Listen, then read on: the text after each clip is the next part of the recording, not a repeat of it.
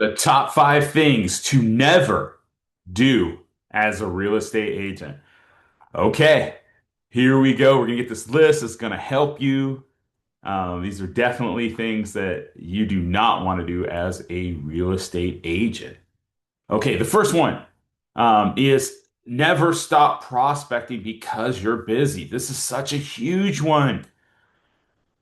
For all the different coaching clients that I've helped, we're talking thousands of people at least throughout the years. The thing that I always see is if they do not have a completely full pipeline, when I look at the reason why they don't, it's because they have stopped prospecting when they got busy, right? They were doing other things, they didn't prioritize that, they kind of let off the gas, if you will. It's just one of those things that a lot of people, right? Maybe they don't like to naturally do it, so they can fill in that space very easily, especially when they're having success, right? When you start to get busy. But it's a big mistake. You never want to take your foot off the gas in those deals. An example. So an agent closes three transactions in a month, spends the next month only working on the closings. 30 to 60 days later, we're in a little bit of a panic, right? Because they have no appointments and no pipeline. They're like, oh my gosh, it's at least 30 to 60 days out now. Okay, so instead, what we want to do is we want to have the minimum of 10 real estate conversations every day. And if you do not have appointments, push that number to 20 to 25. That's every day. That should be what we are hitting. Okay, continue calling your database, follow up with the leads, create content. Even when you are busy, you got to keep the machine going. Your pipeline needs to always be full. This is absolutely critical and is probably the single greatest mistake I see agents make. And the thing you never want to do as a real estate agent. It has to keep going. You have to keep driving it. All right. Number two, never make your clients chase you. Okay. Don't make me chase you. Make sure you sign up for the YouTube channel. Make sure you're subscribing. 80% of you do not. Put in the comments if one of these were helpful or if you had something to add. Make sure you get in my free school coaching group. And then, of course, when you're ready to step up to the big time and absolutely start crushing your results, right, and really start improving, getting that accountability piece, and then just ask me what's the next thing I should be doing and get in my paid coaching group. It will really, really help you. And it is incredible value, I believe. Okay, so never make your clients chase you. Nothing destroys trust faster than poor communication. Man, it is so true. Clients don't expect perfection, but they do expect updates, right? So, example, if you're not returning calls, if you're waiting days to answer texts, if you're getting to forget to send those weekly updates, pick one day a week where you're updating them, right? If you're not explaining what's happening next and they're just kind of wondering. Now, instead, we want to create a great communication system, right? So those weekly seller updates, buyer check-ins, some of the transactional milestones, quick video updates. Clients will remember how you made them feel, and you do not want them having to chase you. You need to be in front of that, okay? Number three, another huge one, never stop learning. Okay, the market changes constantly. So agents who stop learning become what? They become outdated. So you've got to learn, right? Negotiations, okay, marketing, AI tools, social media. Uh, you should be definitely video. You got to be on YouTube. I believe at least once a week. I would push to get to twice a week. Whatever you're at, just keep adding it by one until you're comfortable. Scripts, market statistics, right? It should be having that market report, being very aware of what's going on, the contracts. Just spend every day at least 30 minutes, but 30 to 60 minutes every single day improving one skill. Okay, your income usually follows your skill level. Now, I like to do these before the working time if you can. So before you can prospect or contact or after, while you're driving, right, during lunch. So you can definitely maximize these if possible. But if you need to take 30 minutes and really ramp up something each day, it's worth it. Sharpen that saw and it will cut a lot better. Okay, number four, it's a big one too. Never burn bridges. Okay, like a totally difficult client may become tomorrow's referral source. You just don't know that. You don't want to burn them with other agents. I see this happen a lot with other loan officers, with your own title, inspectors, past clients. Your reputation is your brand. So you always want to be what? You want to be professional, stay positive, keep your word, don't gossip, leave every relationship better than you found it. People remember integrity. And I'm going to tell you something. Even if it's difficult, if you were able to get through it, make sure you let them know that even when it was hard or whatever it is, send them a thank you note.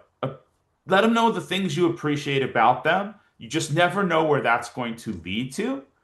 And don't be the one that burns those bridges. Okay, number five. Ooh, I do see this sometimes.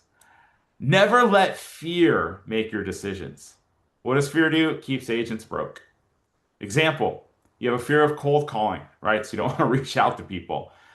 I mean, I don't know that I necessarily had a fear, right? I wasn't afraid of calling. I just wanted to make sure I knew what to say or the rebuttals. But the truth is, if I was waiting to be perfect, I would never make calls, right? So sometimes we just have to do it. The same thing for making content. I definitely had a fear of how I looked, right? Not so much on necessarily the knowledge, but just how I sound. Is it going to bore people? Whatever, right? Like, some won't like me. Those are normal things. And you know what? It's okay. Some won't. It's fine because when the videos are shown to them, they're not watching anyways. You want that. You want your people. So don't let that fear stop you from making content. You are going to get better and better at it. Fear of rejection. It's another thing, right? I remember when we had to. I think a long time ago. I think I was at some dance, right, as a little kid, and I remember asking, and I got rejected, right? It was like a Halloween dance, one of my first dances, and man, it was tough to take. I'd watch my friends, they would ask people, they would dance. For me, not so much. Finally, a pumpkin girl, I remember it. She came up to me and I think she was older. If you've ever seen the Stranger Things episode where the kind of heavier kid like I was, the one cute girl from the school came up to him, asked him to dance, and then, all the other girls saw it. That's kind of what happened to me. It was an older girl that was in like dressed as like a pumpkin of all things, but she was probably like one of the cutest girls. And she came up to me and asked, and it definitely helped me overcome that fear of rejection because then after that I could ask others, and maybe because they saw me dancing with her that they said yes. So don't let it stop you. Okay. Start thinking about what can go right. And you know what? It will help you improve as well. Okay, next thing, fear of asking for referrals. Man, this one I love. I always say, hey, after we have successfully completed the transaction, we've gotten you into the next house, will you be able to give me, and then I would say something crazy like, hey, would you be able to refer me 10 people? And they'd be like, 10 people? I'm like, yeah. And they're like, well, Frank, I don't know if I can give you 10, but I can probably get you 4 or 5. And I said, hey, that would be great. Can you shoot it out to a message right now? I'm not confident we're going to deliver. They're like, you sure you're going to deliver? I'm like, absolutely. They would give me the people right there. Especially I knew when they had confidence, they could see the plan coming together. I just asked and they would give. And I'll tell you what, you miss 100% of the shots you don't take. Thanks, Gretzky. Okay, fear of raising your standards. This is so true too. We stay in our comfort zone. This is so key. If you really want to have success, think of everything that you have as inside the area that you're very comfortable, right? Your comfort zone. But if you don't raise your standards, you don't really break out. You keep getting kind of the same consistent results, which is nothing bad about that. I don't mind that. But when you start to raise your standards, especially what I call your minimum standards, now all of a sudden, all the things that you want, which are on the outside of what you're naturally doing, suddenly become within range. You can get those things and you start building. So don't feel that you don't want to raise those standards. Absolutely get better every single day. Try to improve that.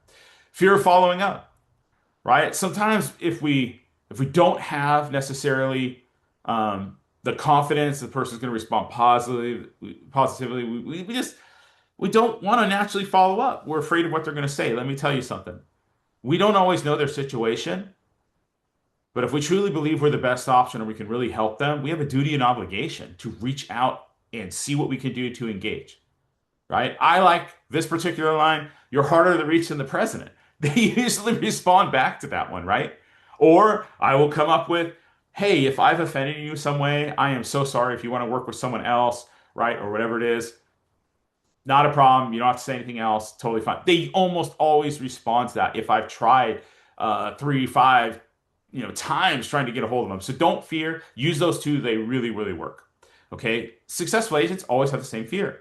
It's just simply if we act on it or not. Okay. Every uncomfortable action today creates a very confident tomorrow. Okay. This is another bonus. I don't want you to only rely on one source of business. Now, listen, I'm not saying you can't be absolutely amazing at that source of business. But if all lead sources come from one, or all business comes from one lead source, you're vulnerable. I've seen this happen with so many different things. Might be a lead system, like maybe it's a Zillow, right? And suddenly they change it. Now, oh, I was killing it. Well, I know, but now it's changed. You're only relying on your sphere. Okay, that's great. I love it, but we need past clients. You got to crank that YouTube, right? I'm on here. You guys need to be on here. Your social media, besides that, building that out, your referrals, your open houses, for sale by owners, expireds. Um, we'll go over a bunch of these other ones, but we should be doing community events, different things. But these are the things you do not want to rely on one source of business. So these are the 5 things plus the bonus that you never want to do as a real estate agent. Hopefully, this has been very, very helpful for you. Post in the comments below if it has, or if you have something that you would also include that you think is valuable for everyone else. Make sure you subscribe. I really appreciate you guys. We're going to continue to improve as we break out of our comfort zone and get better every single day. All right, guys, thanks so much and have a wonderful rest of your day. Take care.